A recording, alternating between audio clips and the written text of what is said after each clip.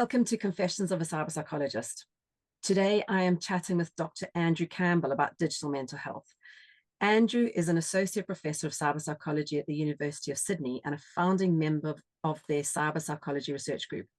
He is also an adjunct professor of cyberpsychology for the Asia Pacific University of Technology and Innovation and a senior fellow of the Higher Education Academy in the UK.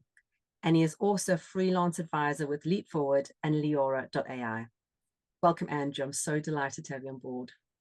Thank you so much for inviting me to be here. It's great. Andrew, before we get chatting about the work you do and the research that you've been involved in, I'd really like to know more about you and what that turning point was for you, or that pivot point for you was getting into cyberpsychology.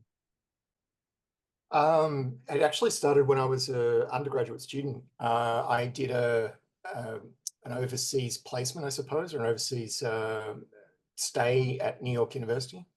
And I was interested in a particular class at that time that was looking at, this is just to give the context, it was 1997. It was looking at how people were interacting with other people online anonymously and why they were disclosing their most private sort of thoughts and feelings to complete strangers. And this was a time when I don't think people really considered how their information, data, or whatever else was going to be used. It was just community reach out in a lot of ways.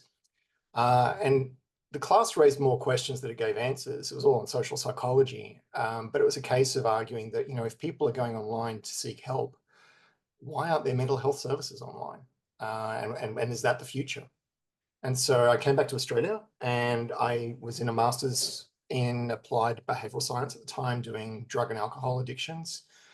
And a lot of people in the clinics that I was working in had the same sort of perspective of, you know, it's great to be here to, and this was in rehab clinics, to recover and reassess my life. But once I'm outside of this, what's going to keep me, you know, connected to the goals that I'm setting myself? And they wanted to have an online presence as well. So around 1999, I pitched my PhD idea to my lecturers that were potentially going to supervise me.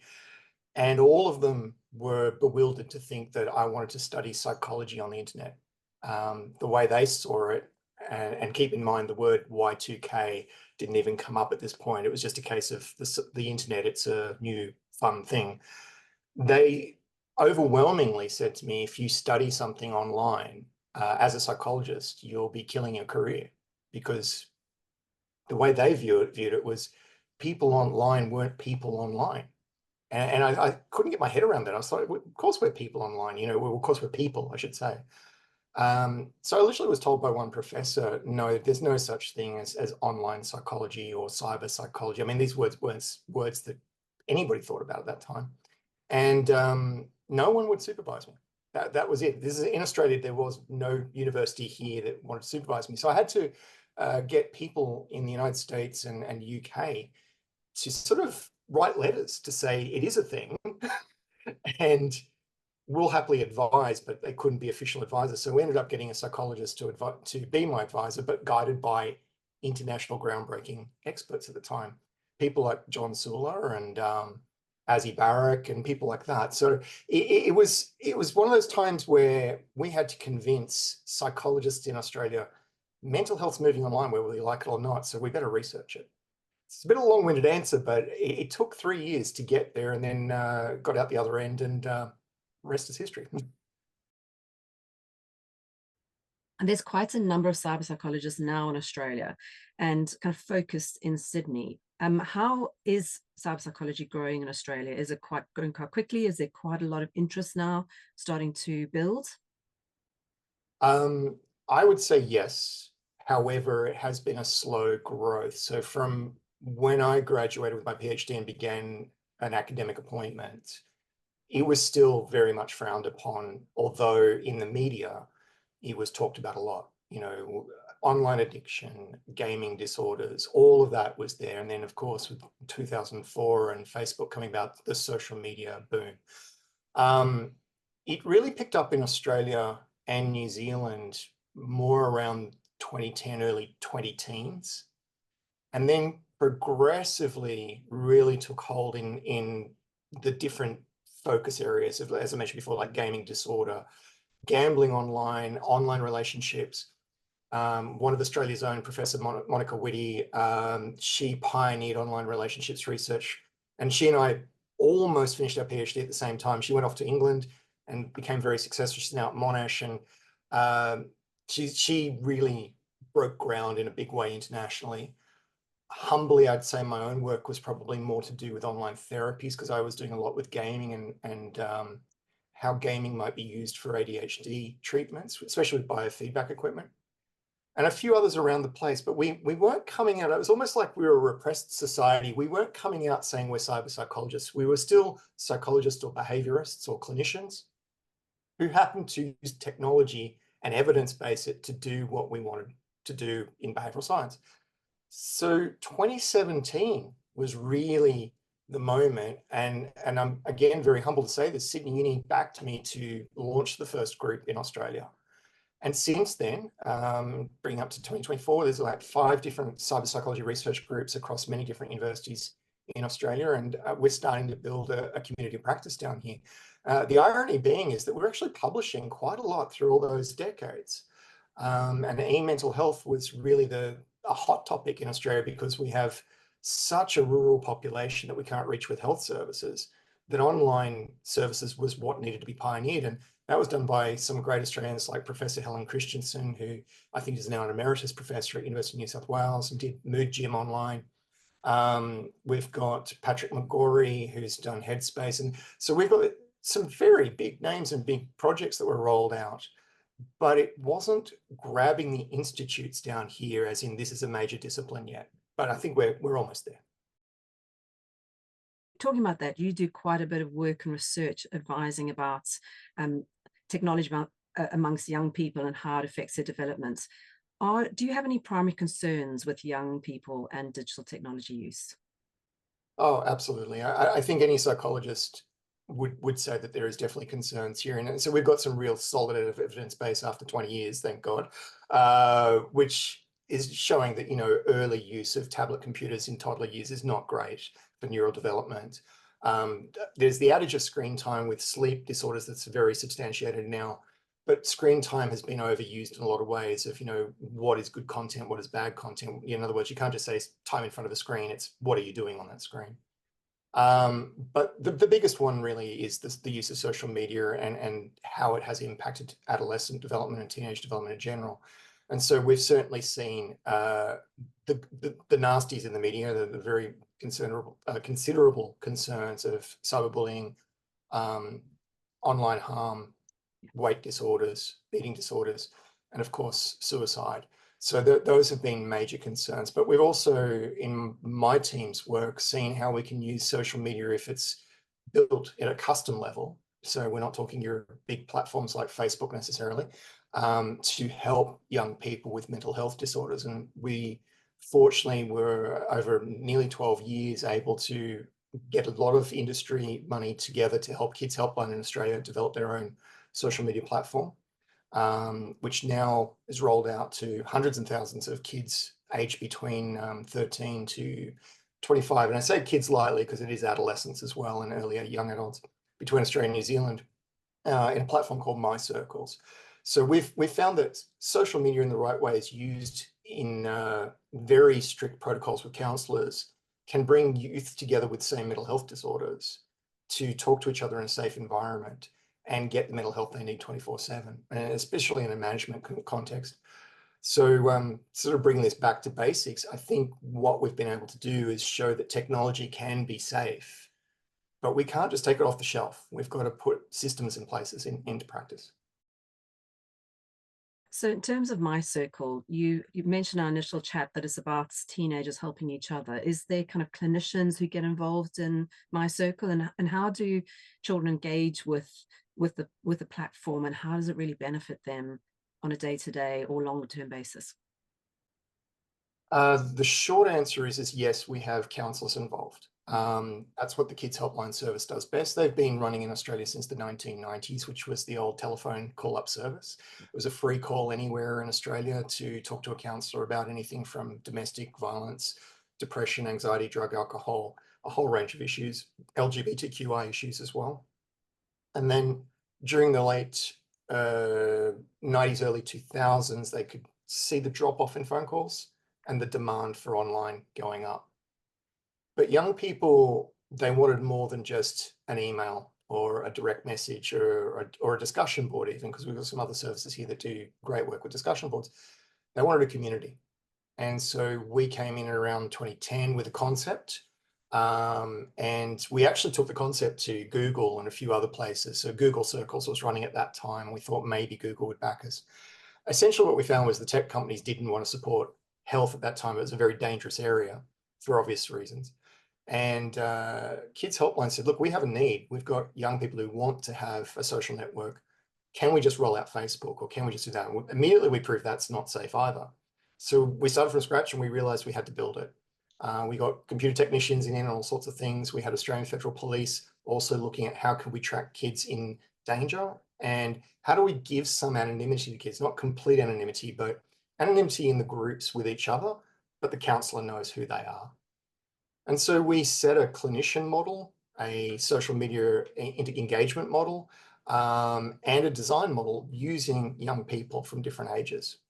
The one thing we found is that young people wanted to move with the technology. So if something was very popular as a function on Facebook, we had to have it in our social network as well.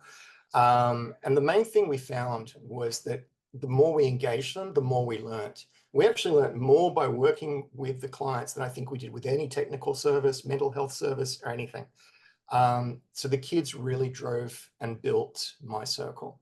So that's a long-winded answer, but the main thing is after 5 randomized controlled trials and various other ways of comparing online and offline CBT, counseling, education, psychoeducation programs, we built a community that are around disorders. So kids come into a group that are a depression group or an anxiety group, a stressed student group around studying.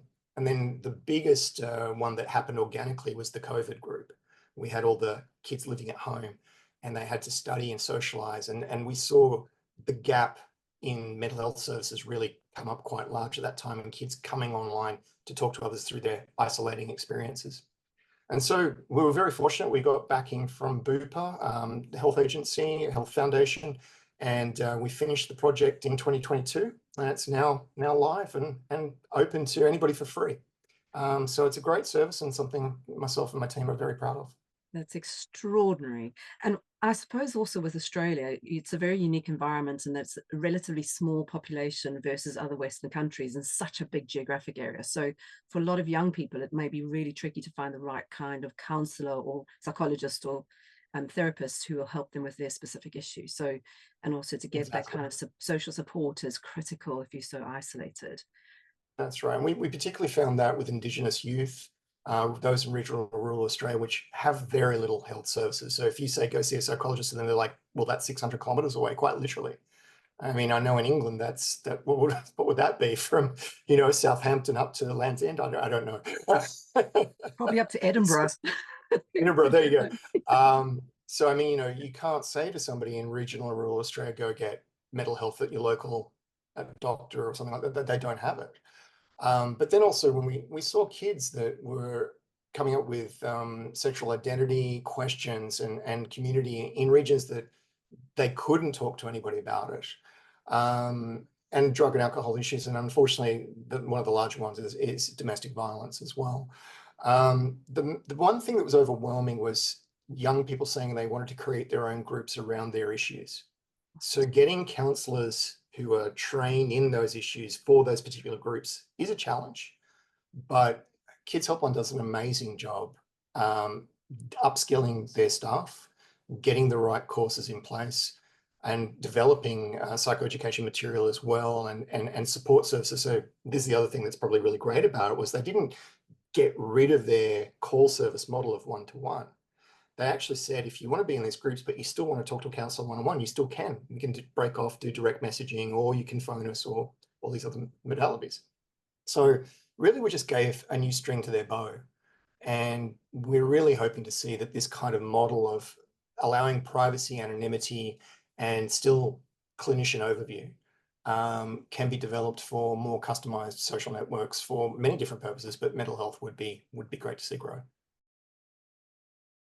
You spoke about screen time earlier on, and it is a concept that a lot of cyber psychologists talk about. Well, actually, it's just such a generic term, and a lot of parents use that to talk about the time their child spends on a digital device. But actually, it doesn't really mean anything. And can you kind of talk about what parents need to think about when they talk about screen time, and what is actually something they need to look for and be more concerned about than how much time they spend on screen? Absolutely. Look, I'm a big advocate that screen time is a bit of a redundant term to talk about good and bad online. When you just take the obvious, when you say to somebody, don't spend time on your phone, what are they going to do? Find a computer, or they're going to find a tablet, or they're going to find a TV. They're going to be in front of a screen somewhere getting information and content. So what we really need to look at is something we talked about with a company that I was doing consultancy with, an international company, HP, you know, the printers and so on. So HP had a responsible tech engagement program just before COVID hit. They wanted to develop what are the things that are meaningful online that we do, what are the things that are not meaningful, and let's be aware of those meaningful and not meaningful experiences so that we can at least understand when we're wasting time or procrastinating, or we're actually doing something that could be actually good for our outside mental health or well-being in general. So we had a wonderful time. We developed a tool called REFLCT. It was spelt funny, I have to admit, REFLCT. And it gave a visual chart of, or a visual representation of the time you spend online. We did not want to say 2 hours online of screen time is bad. And I'm not sure in the United Kingdom if you have government guidelines of what's the recommended time online. In Australia, we do, of 2 hours. And when you dig down on that 2 hours of where did that come from, it goes back to a policy that came out in 1955 for TV use. So it's never been updated. There's no real science behind it. It's just 2 hours sounds about right. Who wants to sit in front of a TV for 2 hours? So what we took is an idea of how do we conceptualize balance of 4 pillars of things we tend to put our time into, and then decide, are we spending too much time on one thing, not enough on another? And do we feel balanced with the productivity and the reward we get from engaging in the online world? And the very simple model was based on Bronifheimer's idea of human beings need to be connected socially through family, friends, community, and work. Now, that isn't the 4 pillars. We divided the 4 pillars down into the most obvious tasks we do online. One is work and productivity. And if you're a student, that would fall into that as well. So we didn't put down education, we put work and productivity together. Creativity. In other words, what are we doing, which could also be playing games, which is leisure as well, but maybe you're thinking strategies, or maybe you're designing a website, or maybe you're into music or something like that. We wanted things that you were interacting with that felt as though I'm creating. And we saw that also with influencers and things like that. Health and welfare. How many people research something online that's going to help their lives? We found a lot of people obviously learn about exercise, diet, lifestyle changes, finance changes. All of these feed into health and welfare, or health and well-being. So that was in that bucket. And then the last bucket was actually where we looked at our social connections, and we're talking about the meaningful social connections, not the, I've got 1 million people on Instagram I update every day, but the small groups of direct messaging on WhatsApp that we've got for, you know, our tight groups of people we want to have private chats with, and the photos we share and how we share and so on. So we didn't define the REFLCT tool in great detail because we wanted people to still be individualized about thinking about what they define as creativity, productivity, health and well-being, and social connectedness. And then they put all this into a tool that's on a web-based, and I'm happy to provide the link, it still exists, that provides a visual representation of a circle. And the circle's either big or small, or it's sometimes asymmetrical, all depending on how much time and what you define the time it is that you're doing. It becomes 4 circles at the end that turns into a sphere, and it's also played to music. And the music sort of gives you a sense of intense work or not intense work, relaxation, not relaxation, and so on. The main thing we wanted to give was a sensory perception of your time online of, does it feel harmonious to you or is it not harmonious?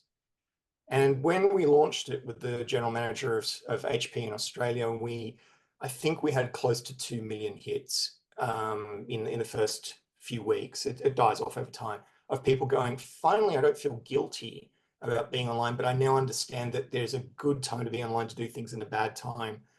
And one example that we gave in a particular interview was, if you're on a flight, and I'll use Sydney to London in this instance, that's a long time in the air. Now, you could be extremely productive in that time. You're stuck in a chair, you can't walk around too much, but you could be very productive in your online world. But if you're sitting in a chair for 14 hours in your office, that's not good for you. So it's about where you are as well, where you're connecting. If people are spending a lot of time FaceTiming, it could be because they're far apart. So we wanted that in a perspective of screen time as well. We're trying to rejig, and to bring this sort of long ramble to a conclusion, we're trying to rejig people's mindsets that don't think in screen time. Think about where you are, what you're doing, and why you're doing it. And that will make you a much happier person. Yeah, I think that's one of the key things is everyone feels so much guilt around the concept of spending so much time online, and especially when we get those stats of how many hours we're on our phone. And Yeah. actually, I think as cyber psychologists, we've got a big job to do to change that perspective away from feeling guilty about spending time on technology and into a space of actually using it as a tool. This is about improving your productivity or improving your connectivity with others around the world or whatever that is. And I think that's a massive job we've got to do, and that's Oh, such a nice huge. tool to be able to showcase actually there is a good harmony there. We really want people to, and I think you hit the nail on the head then by saying not feel guilty. We certainly know that if you're a child and spending a long time online playing games, okay, that's not good. But imagine it's a Saturday night, it's raining outside, you can't go anywhere, and your mum and dad sit down and play those games with you. Well, that could be a long period of time, but that's a long period of good time. So that's that attitude, that nuance that we want to look at of where you are, why you're doing what you're doing, and how it makes you feel in the long term. Exactly, and I think that's where we need to get to, and that's what we're aiming for, hopefully changing perspectives. Just talking about the Cyberpsychology Research Group that you've started quite a number of years ago at Sydney University. There's a lot of things that you focus on in your research, but what are the main things? Are they those 4 pillars you spoke about earlier, or are there other areas that you look at that are kind of more your main focus? So our main focus right now, in 2024 is to probably, I would say, pressing media issues. We are now focusing a lot more on security issues, particularly AI and deepfakes. And we have industry partners we're working with, like ID Care in Australia, which is a big Australian and New Zealand organisation that looks after people that have unfortunately become victims of scams. We're trying to understand the cyber psychology of deception and how can we challenge fake news or challenge being duped online. That's one part of the CRG, or the Cyber Psychology Research Group at the moment. The other part is more applied mental health. How do we actually take consumer technology, evidence-base it for a mental health or wellness outcome? That could be as simple as a wearable, or it could be an app, or it could be a game, but it does at the moment heavily involve the constant iterative change of VR and AR and moving to mixed realities as well. So we're split into 2 camps, I suppose. One is the cybersecurity camp of cyber psychology, and one is the mental health camp of cyber psychology. But we've got a number of people in the team that come at cyber psychology even from a different discipline point of view, where behavior is still the focus, the psychology is still the focus. But sociologically, they might be thinking, well, what's the global impact of this? So we have a sociologist in our team that is really interested in how are we using social media to make decisions, because a lot of people don't have the health literacy to go and look up health problems, and they go to social media groups or follow influencers to get their health information. And so we've got a sociologist doing that. We have a behavioral scientist. She's not a psychologist, but excellent in working with children, and particularly works in Pacific Island regions of Australia, or not of Australia, their own countries, Namibia. We've got New Caledonia and a whole host of places. And they're looking at how youth view how technology could be used to help them in regional, remote and isolated areas for their health and well-being as well. And so in a way, that's almost a mixture of behavior and anthropology. So we don't have one main focus, and I'm sorry to say that, you know, we probably can't say that the Cyberpsychology Research Group at Sydney covers everything as well, but we try to move with what's most important and pressing with the topics in the world right now. That is hard to do because it moves so fast, but social media is one that's not going to go away. Gaming doesn't go away. AI, I don't think it's going to go away. So that's kind of where we hitch our wagons to. So we build that body of literature and work and hopefully application from it as well. Cool. And it sounds as though a lot of the work you do is with young people, so children and teens. Do you focus on adult use of technology as well, or is it just children and teens? So that's a really good question. The majority of the history of the CRG at Sydney Uni has mostly been youth mental health. Having said that, in the last 2 years, we've started pivoting, and that pivoting is definitely for cybersecurity. We're dealing with all ages, and unfortunately, the age group there that's most at risk is retirees. So we're getting over 60s that are victimized the most, being that they're investing their superannuation or pensions into new schemes. But I've also been working with veterans who have returned from Afghanistan and other areas of the world and looking at PTSD treatments. So we have this age group of about late 20s to early 50s that have gone through different traumatic disorders, from PTSD, obviously, but traumatic brain disorders as well. And we've been working collaboratively with speech pathologists on getting people to reconnect neural pathways using VR to be in social situations to relax their anxiety of being in a social situation. So we are moving, I would say, across the lifespan. And in fact, my wife, who's not a cyber psychologist, she is a psychologist, she's in aged care, and she is in dementia care specifically. So using VR and dementia is something as a calming tool that's been verified, and she did that some years ago. And the other one, again, coming back to COVID, we had emergency rooms absolutely backed up, and distributing VR headsets to people in waiting rooms so that they can immerse themselves and disengage from stress and worry for long periods of time allowed nurses to not only have a calmer workplace, but actually allowed people to get through the system a lot faster by actually not panicking and causing a thing we have here called code blacks. I don't know if they have them in English hospitals, but essentially it's where a patient gets angry and maybe violent, not only with doctors and nurses, but even patients that they feel have got more attention than them. And we found that de-escalated their anger response. And so really, I think we are moving across the lifespan now, but I think we started with youth because they were the most focused on using technology. So we had to go where our consumer base was. Do you think there's a difference in age groups and technology use, or does it come down to the uses and gratifications of the specific person at the specific life stage? I think that's a great question. And I think the answer was, like, in the early 2000s, there was marked difference, and it was really to do with digital skills. You know, we had a term in Australia that I thought was kind of, I don't know, naff. It was silver surfers. You know, that these were the new retirees of the early 2000s, and they were learning to surf the web. And they were given computer workshops to how to do Google searches and whatever else, or Alta Vista searches back then. I think that's well gone. I don't think there's anybody now who doesn't have some digital literacy or digital skills to some degree with all the different interfaces we have. Having said that, the nuance of what do they prefer of platform use, operating system use, how they consume different avenues of technology, you know, whether it be YouTube or where they get their digital sources of information from, that's very age specific. We're starting to see, you know, preference there. So the biggest example would be we're seeing older Facebook users and younger Instagram and TikTok users. So, you know, while there's similarities in social media use from both groups, how they digest it and how they want to actually impact or input is different. And I think we're seeing across the board more savviness of smaller groups of connectivity are better than larger groups. So I think that's been a big ubiquitous change across the ages.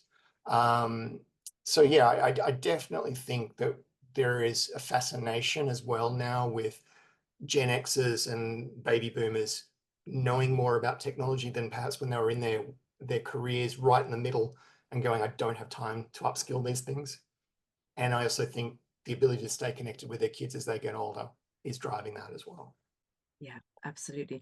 And I wonder also, with the dispersion of people across the globe, a lot of people, especially kind of middle age to older age, are by need state, are kind of getting more connected rather than just, oh, I need to do my banking. But actually, that's another thing, is that you need to do your banking online, so you have to know how to do it.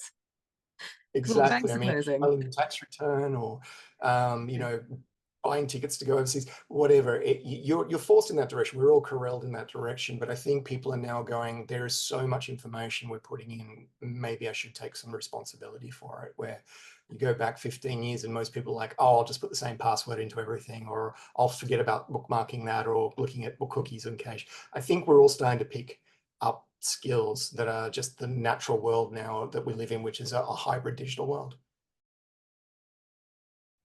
So let's talk about Sydney University and what you offer there. So your main academic role is based in Sydney. So what are the various undergrad and postgrad courses that you offer students? So the CyberPsychology Research Group is predominantly a research-focused degree program, meaning that we offer masters and PhDs to anybody in the world that wants to come here. So that's our main doorway to international students. In the undergraduate sense, we have a number of programs from, Bachelor of Psychology right through to Bachelor of Health Science, or we call it Science and Health, medicine, you name it. I work in the Faculty of Medicine and Health, which is an incredibly large faculty. And the amount of courses we offer there at undergraduate level are huge, but we don't offer a course at undergraduate level in cyber psychology. We are hoping to, but it's a very long process. And what we are looking to do at the moment is work with Asia Pacific University and a few other universities where we offer placement programs for people to come out and do a visit for one of our units of study. So I teach a unit called Cyber Psychology and Digital Health. Has a code BIDH3146 if anyone is interested in looking it up online. And in that course, you just literally are immersing yourself in all the areas of cyber psychology. We do a very brief introduction of why are we looking at the study of behavior online and why historically it's important to why it's future importance, has future importance. And then we look at applications. So we do a class on gaming, a class on the advent of VR and how it's going to change to Web 3.0 tools, AI, obviously. We're doing scam deception behaviors and understanding how scams work and the behavior behind that. And we also talk a lot about online ethics. How do we actually report fake news or interact with the right sources? How do we know to find the right resources? So there's a wide spectrum of things there.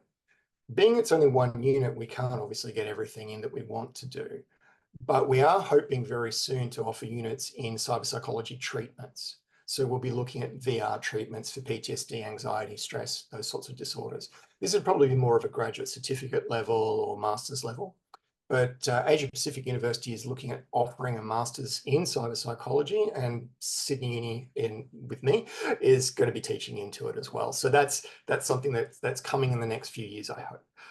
Having said that, if a student wanted to come down an evidence-based practice, if they're a psychologist already and they decide, I want to work in VR or games, that's something we are expert in. We've been doing that for quite some time. So that's really our whole offering. We plug into other degree programs and you come out the other end, usually with a PhD in cyber psychology or a master in applied science in cyber psychology. Let's focus on the VR and games area of your kind of expertise. It's often a focus of moral panic amongst the media in general, probably because it's quite a new area and there's a lot of hype around children who display violent behavior in the real world, who they then pin on violent video games. Do you think VR and video gaming deserves the bad press that it gets and what is often highlighted in the media as? I'm going to be a bit black and white here, and the answer is no. I don't believe it does. Now, that for those viewers that are watching this and thinking, oh, okay, Dr. Campbell's a crackpot, hear me out. gaming disorder alone is something that is not well researched to the levels that we can say it does or does not lead to all these very negative outcomes. What we can say is contributes to negative outcomes. An example of this, and I teach my students this, is that gaming is not something that's going to cause depression, but it may actually impact depression. So a child who's gaming to get away from problems may have already had depression start or depressive symptoms start, and the gaming is the escape world that they go into, and that unfortunately may not make them feel better, even though they feel better playing the game. So that's one thing we've got evidence about. We actually have studies that show this from 1998 onwards. But then there's the other side, the aggression and the antisocial behavior. Now, that may not have been there before the gaming, and the types of games, the topics of the games, and the amount of time on, and the sleep deprivation, various other things, they can be attributed to a gaming disorder of some type. But again, we've got to look at the environmental impact. And this is not pathology here. It might be they're not coping with other challenges they have in their lives. So they've decided to socially withdraw. And the social aspect is something we've got to look at as much as we look at the biological and pathological impact of mental health. So the negative part of the media is a case of gaming equals X. And that's the part we need to pull apart. I think it would be the same as saying eating food makes us fat. It's too simplistic. We really have to look at what kinds of food, how much food, and is it always every day, that sort of thing. You know, is there ebbing and flowing? So gaming and VR, if we start looking at that, we've got to look at balance. We've got to look at parental education. We've got to look at digital citizenship. We have to understand how we use it appropriately. But I don't think this is too much different from my traditional training in child psychology, where I'd say we'd be doing the same for teaching children about how to play sport in a nice and collaborative way, or how to interact socially, or how to look after yourself, but you know, from basic hygiene to sleep to diet and exercise. We need to build in what is now known as digital citizenship into part of the education strategy of how kids are raised around technology. And a lot of parents kind of think that children should learn a lot of this digital citizenship at school, or it should be teachers that are teaching them, or they should go online and look and learn this stuff and not necessarily take full responsibility. But there are parents who are really concerned about this and don't quite have the tools or the knowledge of how to help their child. So are there any specific things that parents need to look out for that may indicate that a child is kind of going down the slightly obsessive route, or in gaming or VR?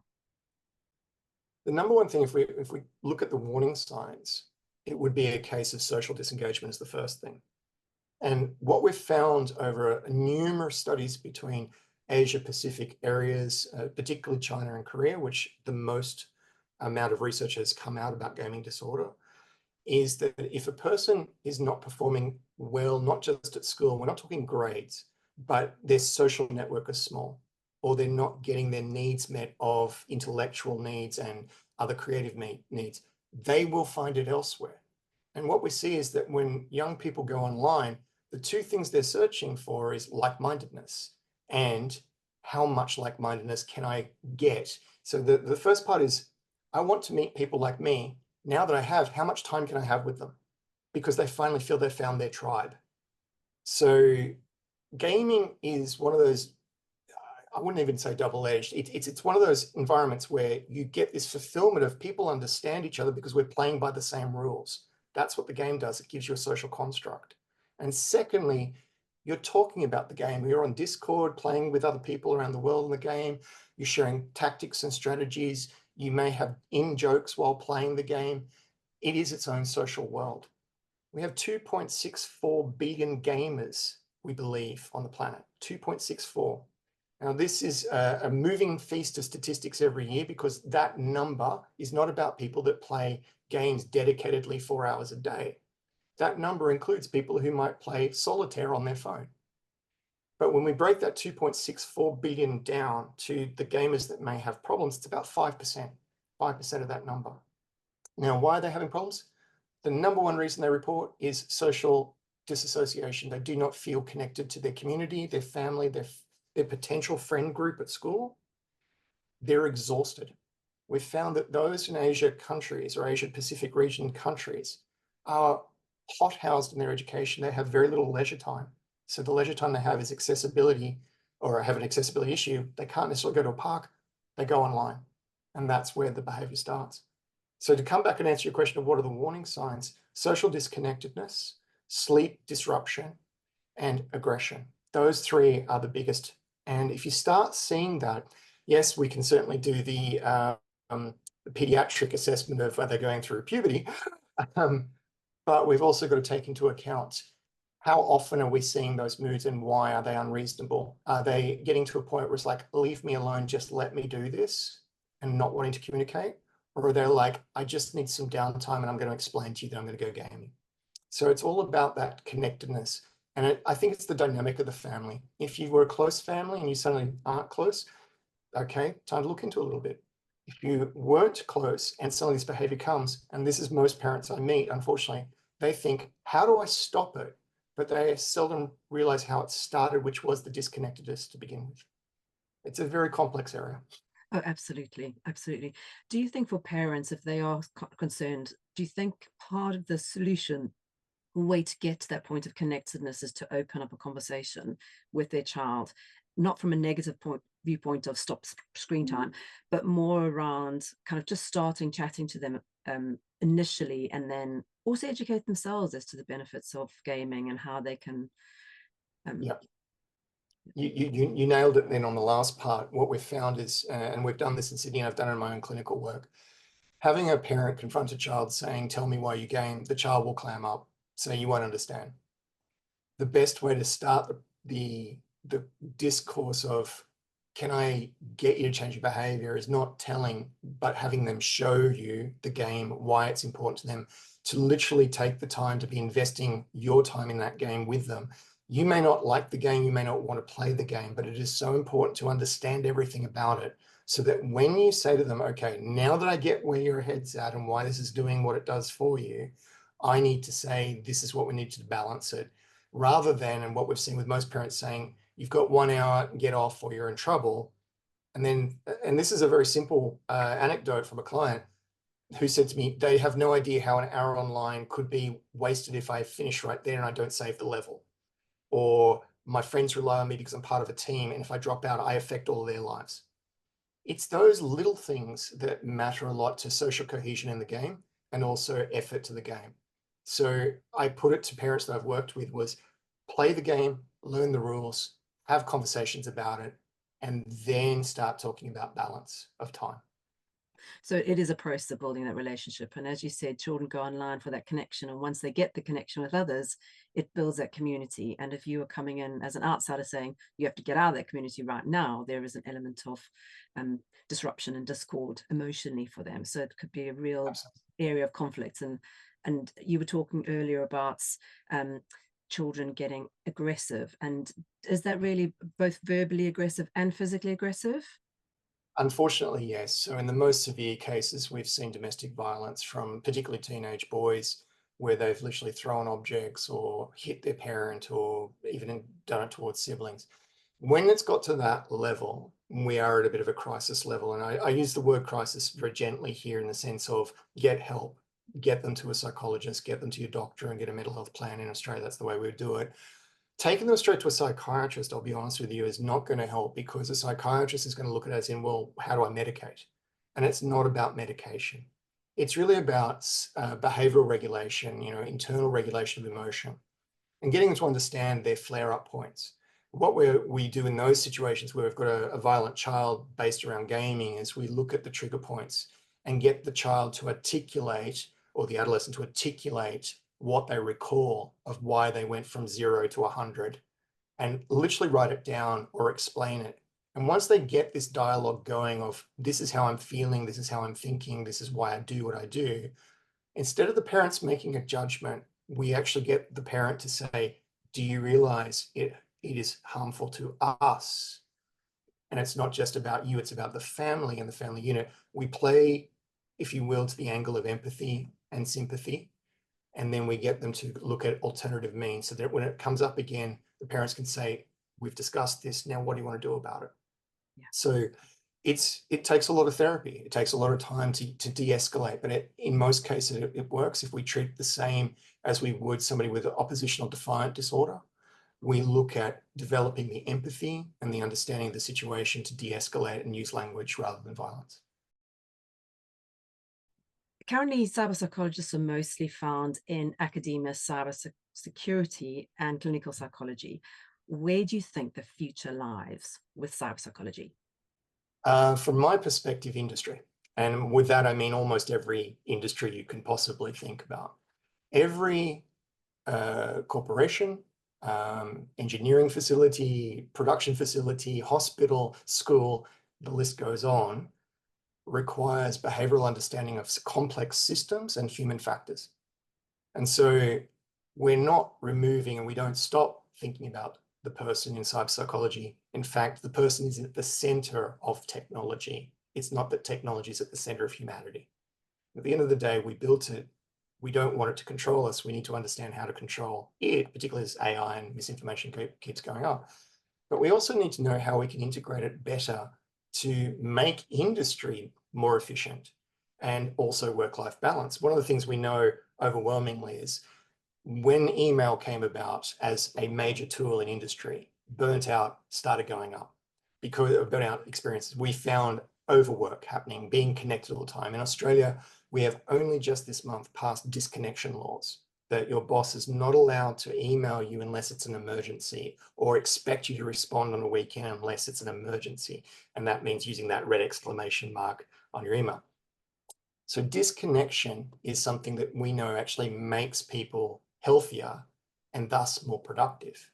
So workplace turnover, industry and corporate knowledge retention, productivity increasing through new technologies and new ways of actually working in collaborative fashions with new technology.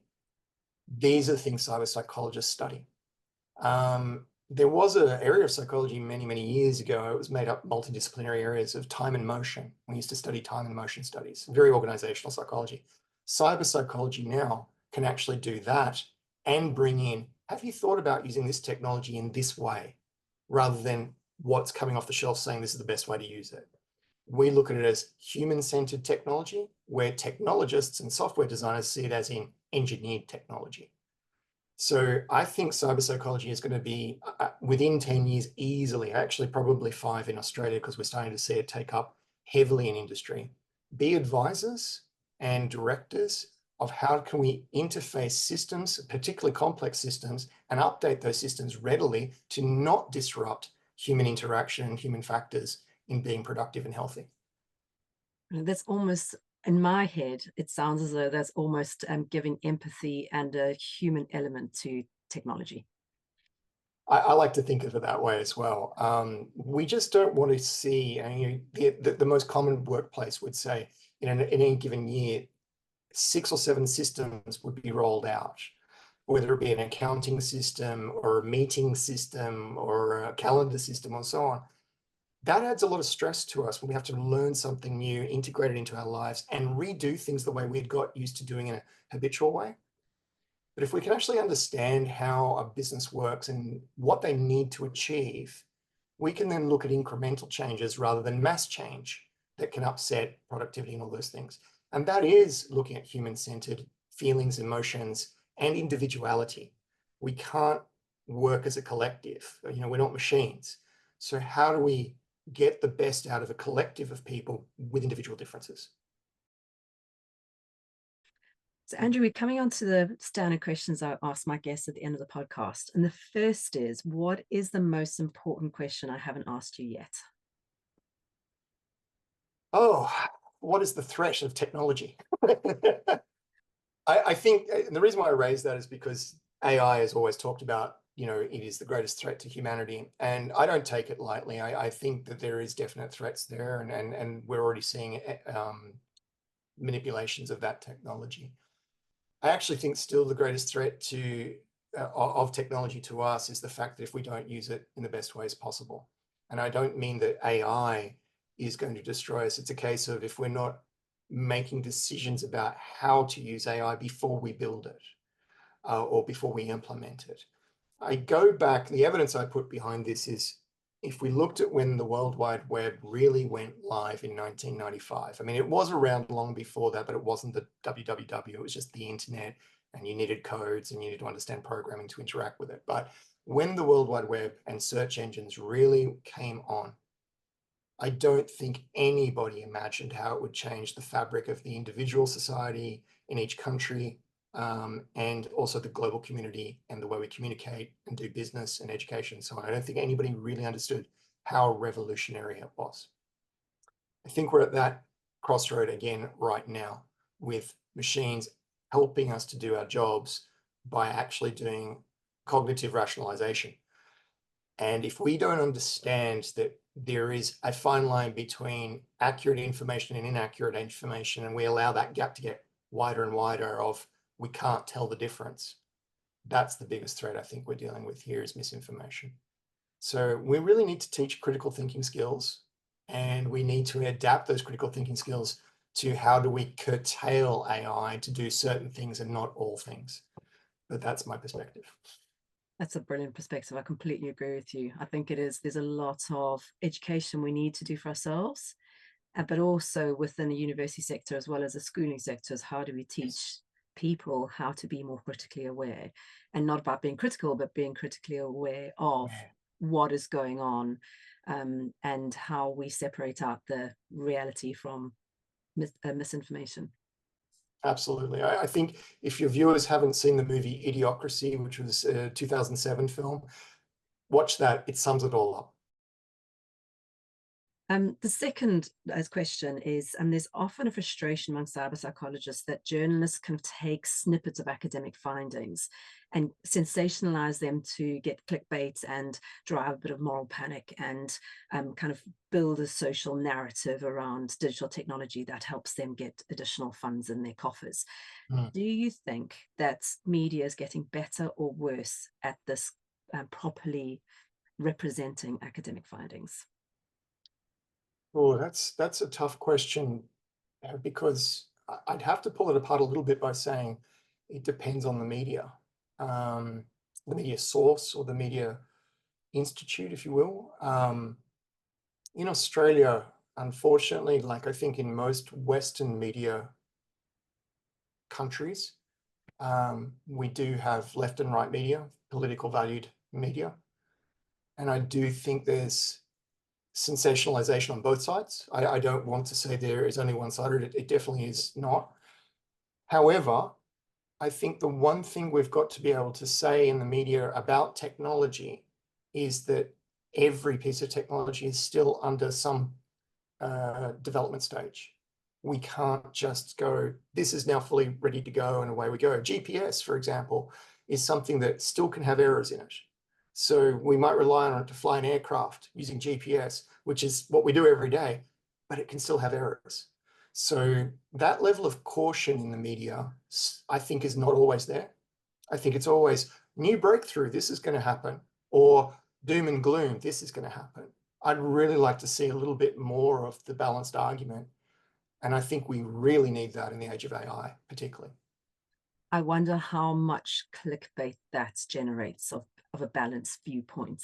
And I think that's where we may struggle with trying to. I agree. I think the rabbit holes that we go down when we're trying to learn is where that critical thinking skills we need to have, the traditional critical thinking skills of who is writing this? Why are they writing this? And am I really just getting diverse knowledge, or am I just getting one line of knowledge nonstop? And that's the thing that I think is difficult for the average user to understand, particularly as algorithms become more intelligent and evolve, and also political paths. Because if we did a study at the CRG at Sydney on how Facebook's being used in Myanmar to actually control the population's beliefs of the political system, and also persecute a religious group. And no one understood that there was other options to Facebook because it was not there. Same as what we see in China with Google and so on. So having external knowledge of the internet is just as important of how to get information off the internet. And that balance isn't there. We've seen that erode quite a lot. I do wonder how we're going to balance it. I don't have any answers on it, but I do think we need to teach it young. Question what you read. Yeah, absolutely. Absolutely agree. So final question, Andrew, is what is your favorite cyber psychology book that you recommend others to read? When we were first meeting and chatting, and you said you probably asked that question, I thought to myself, oh, there's a number. But there's one that's about the ethics of digital psychology and cyber psychology. And it's written by Thomas Parsons. And the reason why I chose that after I went through a number of ones in my library was the ethical world online is not studied as much as I think it should be. How do we manipulate people? Why we manipulate people, and how you can report it, how you can actually get justifications. When we look at the legal aspects of damage done in the online world, there's actually very few cases that are repeated in case law, and I'm not a lawyer, that show this is how you can stop this from happening to larger groups. Now, I'm talking specifically here about radicalization, or how we can use health information accurately. And understanding this, I think Thomas has gone into neurocog with it as well, making decisions of higher order thinking, such as finance and so on. But I do think the ethics of cyber psychology and the ethics of digital psychology, as he also puts in the title, which is media in that sense, is something we really need to look at. With the ability that anyone can have a platform online, how ethical are those platforms? Andrew, thank you so much for joining me on Confessions of a Cyber Psychologist. It's been such a delight to chat to you, and I do hope we get to chat again in the future. Absolutely. It's been a pleasure. Thank you so much for having me.